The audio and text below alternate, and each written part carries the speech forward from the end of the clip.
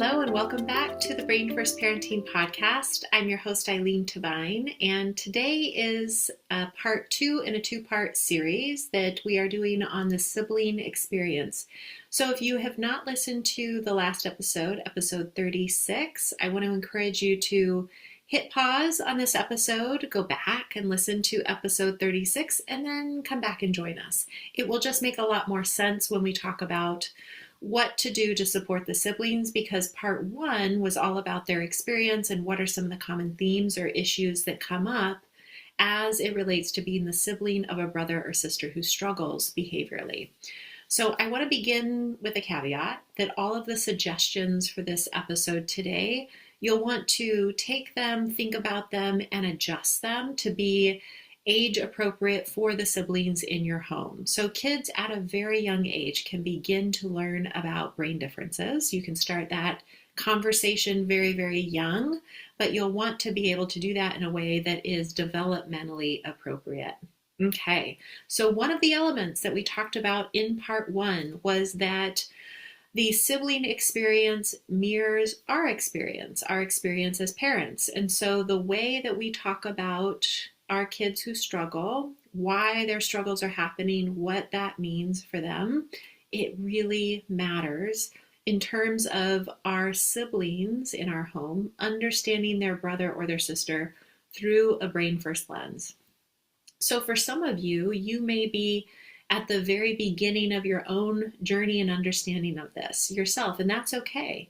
I just want to encourage you to keep going so that you can continue to deepen that understanding, and you can then talk very confidently and clearly with others, including the siblings in the home, about why these things are happening.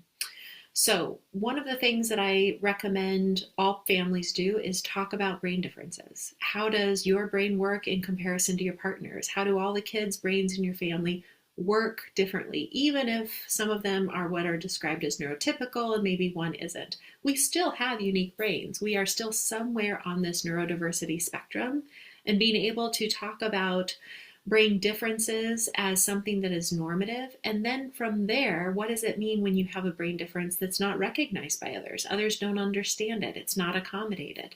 How does that then show up? It helps open this conversation about the child in your family who maybe has a diagnosis that points to brain differences and understanding them through this lens. Kids can begin to understand that brains work differently, like I said before, at a very young age.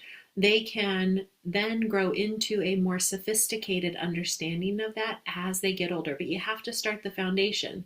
So if you are early on in this journey and your kids are young and you have the gift of time, I want you to take that gift, take that opportunity to have these conversations about brains that work differently early and often, and then consistently.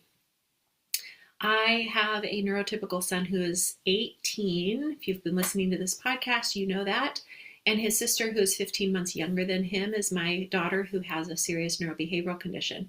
And I actually remember where we were when I had this conversation with my son. He was a kindergartner at the time, so he was 5 or 6. And the reason we had this conversation is because I could begin to see that his frustration and his resentment of his sister was growing. And I understood that it was about her brain and how it worked differently, but he didn't have that context. He didn't have that understanding. And so we began that conversation about brains that work differently and what this means for his sister. Now, I'm not suggesting that once the siblings have this information, that everything will magically be okay for them, that they will then be okay with what's happening in terms of their brothers or sisters' behaviors and what that might bring into their home environment, okay? But it really does set a foundation that I think is essential in many ways, that helps them understand why the behaviors happen. It gives them context that they really need. It's not an excuse for behaviors, but they need this context. So my recommendation would be that you don't have these conversations on the heels of something really hard that's happened, right? That Ideally, these conversations are taking place at a time that is not attached to a challenging moment or a situation. The reason for this is there's a less chance of that sibling child feeling as though you are trying to make excuses or minimize what happened, right? There's likely to be more openness from the sibling kids if it's not associated with something that just happened that was scary or hurtful or frustrating for them. You can also, and I would recommend that you also have this conversation and do this education while at the same time openly and explicitly acknowledging that you understand this doesn't make everything magically better, that it is still very, very hard for them as the sibling. That yes, they have a difference, their brother or sister has a difference, and also it is still very hard for them for some really understandable reasons. Both can be true, okay? A second suggestion is to recognize and validate the feelings that siblings often have that everything's not fair or everything's not equal, while also explaining to them that fair doesn't necessarily mean equal. It's completely normal for children to struggle with the ways in which it appears that their brother or sister is getting away with things, or that there is a double standard is forming, right? As you, for example, implement accommodations in your home. So it's essential, and it's much easier for you to explain this if you have your own understanding of why you do what you do, right? Why do you accommodate your child who struggles in these ways, knowing that your child who experiences the world as a neurotypical individual doesn't require that level of support? The way that I would talk about this with my son is that fair means in our home that mom and dad give both you and your sister what you need to be happy and to thrive and to feel safe and to feel included, but this is going to look very different for each of you because you have very different needs. You're two very, very different, unique people. Fair does not mean the same or equal. What I was communicating to him really when it comes down to it is that fairness is about meeting each of their brains and each of their nervous systems where they are at and bringing expectations and the environment into alignment with their brain and with their nervous system. Now, again, I'm not suggesting that your kids will just accept this at face value and that it will make everything okay. I mean, there's adults who have a really hard time accepting this and understanding it. So with that understanding, you'll want to approach these conversations with a lot of empathy, but also a lot of clarity and a lot of confidence in the way that you are explaining to them the intention and the reasons behind your actions, right? So we don't have this conversation in our home anymore. I honestly can't remember the last time we had to have the conversation. It's been a very long time. And I'd like to think it's because it was a conversation that we had in bits and pieces repeatedly over many, many years. Okay.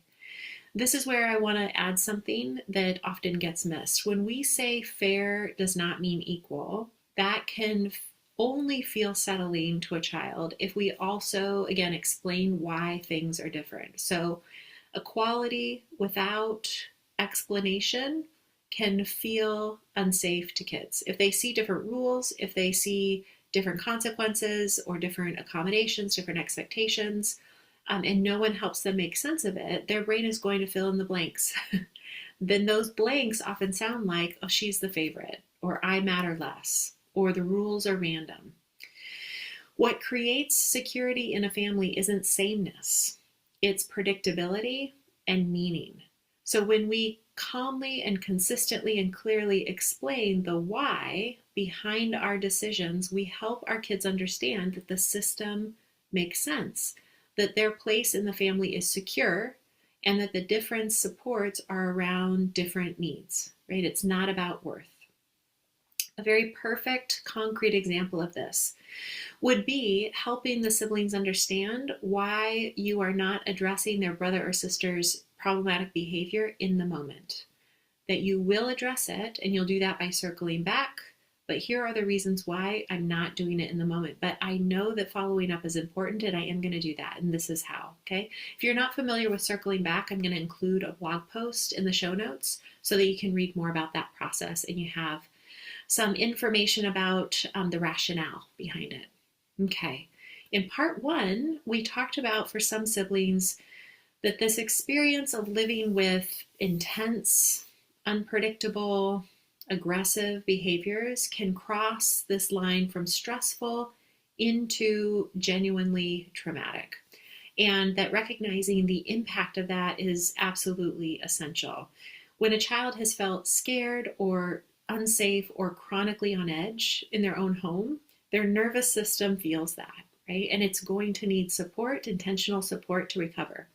Now, I also mentioned in part 1 that the good news here is that there are powerful protective factors that can support these sibling kids in that healing process. So I want to touch on those.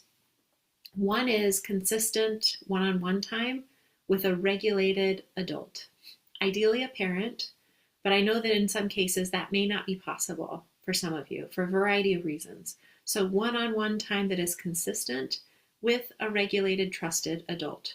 It doesn't have to be elaborate, right? It could be as much as us turning off our phone, making sure that we are tuned in to our kids, going for a short walk. There's no agenda, right? It's just to be with them and be present. If you are fortunate enough to be in a 2-parent household, I would encourage you to come up with a concrete plan on when exactly this is going to happen. Because I know in working with lots of families like yours, that life gets very full. It is oftentimes chaotic. It can feel very unpredictable when your complex child is really struggling. And so scheduling in things like this will make sure that it doesn't get forgotten about, right? Or overlooked because you're putting out so many fires. Now, if you are in a single parent household, or maybe you are in a 2-parent household, but one parent is working outside the home a lot, or you have multiple kids with intense needs, where this one-on-one time with the sibling is just not as readily available as you would like for it to be, who else in your village can do this for you and step into this role? I know that for many of you, asking a family member to step in for your child who struggles is not an option. They can't manage the needs of that child, but maybe this is something they can do. Maybe that close family friend or that family member can take the sibling child and give them some one-on-one time and give them some respite. All right, another protective factor is having a clear and detailed safety plan that the siblings in your family are familiar with. They know what to do, when to do it. They know the word or the signal that you give them that lets them know it's time for the safety plan to come into place, and they don't have to guess about what they're supposed to do. This also helps with the parentification that we talked about in part 1, because if they have a plan that you have outlined and detailed for them, and they know exactly what they're supposed to do, and they also know that this means you don't need their help, you've assured them of that the way they can help is by following the safety plan and going to the room, locking the door, whatever it might be, and that you have your own plan that you're going to follow and you're going to be okay. They don't need to worry about that. It can also help with that. A third protective factor when we're talking about the siblings healing from trauma is providing them with an open space to process the feelings they have without minimizing them. So validating their feelings, giving permission to voice their true feelings and concerns. When we are able to validate their experience, as hard as that might be for us to hear, they know that their experience is important and what they have to say means something. They feel heard, they feel less alone, they feel like something that, like someone gets it, and that is healing. Right? To be able to freely voice those statements that maybe they held inside for a long time. Things like, I wish I didn't even have a brother, right? Life would be so much easier. Or I hope my sister never comes home from the hospital. I like it better when she's not here. Those thoughts feel more manageable when we, as their parents, can say to them, I understand, right? I understand why you would feel that way, and it's okay. to feel that way. Showing up this way for our sibling children, it requires us to do our own work, right? So that we have the capacity to hold that space for them without crumbling under the weight of it. Processing our own feelings related to parenting our complex, very complex child.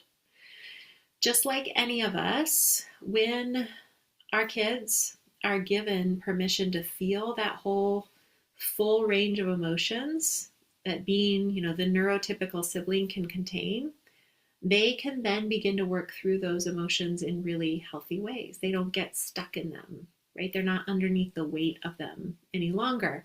And I want you to remember, you don't have to do this alone.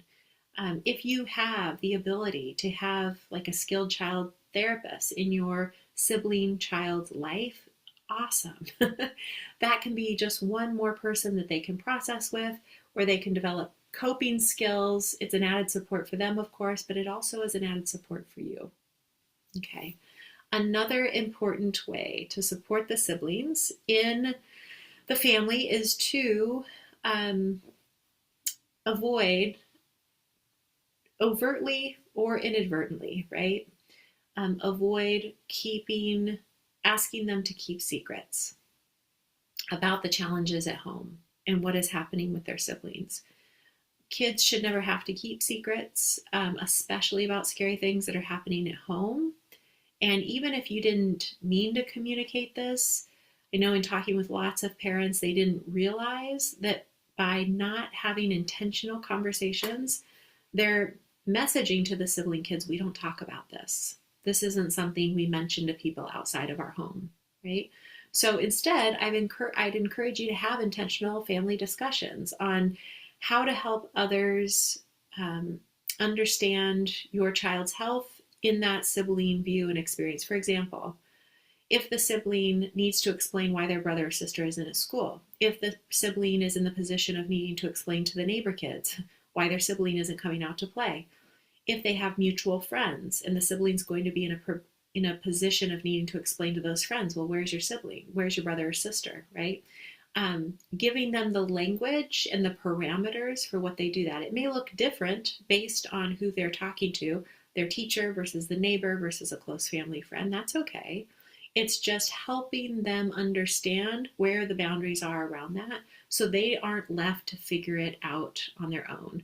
You want to avoid situations where you are unintentionally leaving your sibling child on their own to try to answer questions or explain what's happening with their brother or sister. Okay.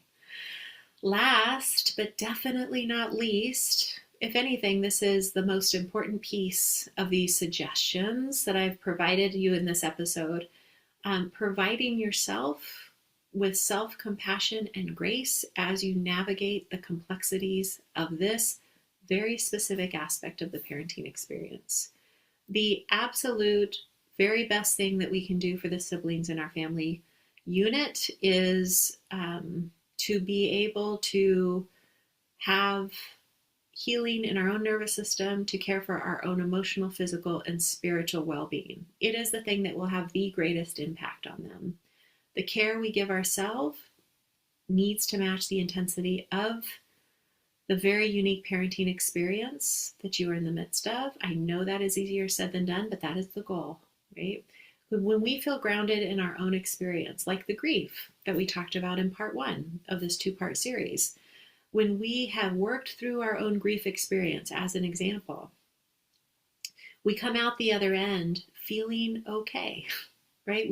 That is the healing process there.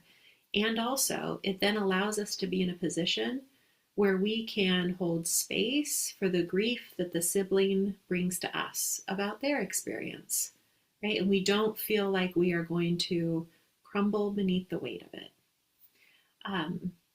It sets us up to be in that position that I know every parent I've ever worked with wants to be in and desires to be in, to be able to support the siblings in their family who may not have the skills or the perspective to manage on their own, right? If nervous system healing and resilience building, if it is lower on your priority list, for very good reason, right? Because you're overwhelmed by the needs of others in your home. There are lots of stressors in your life. I want you to know that there are things that you can do in moments a day to build that resilience. I have a full podcast episode on this, episode 19. I'll also mention that in the show notes so that you have access to it there. It talks about concrete ways to begin building your resilience, things that I call drops in the bucket, right? That taking only moments a day, but it builds momentum over time. So I'll be sure to include that episode in the show notes so that you have it there. Okay. I hope this two-part series on supporting siblings was helpful to you. I hear from parents all the time about how stressful and how heartbreaking this part of their parenting journey is. And so know that my heart goes out to you if this is an area of struggle for you and your family right now. You are far from alone in it. Thanks as always for listening in. And until next time, take care.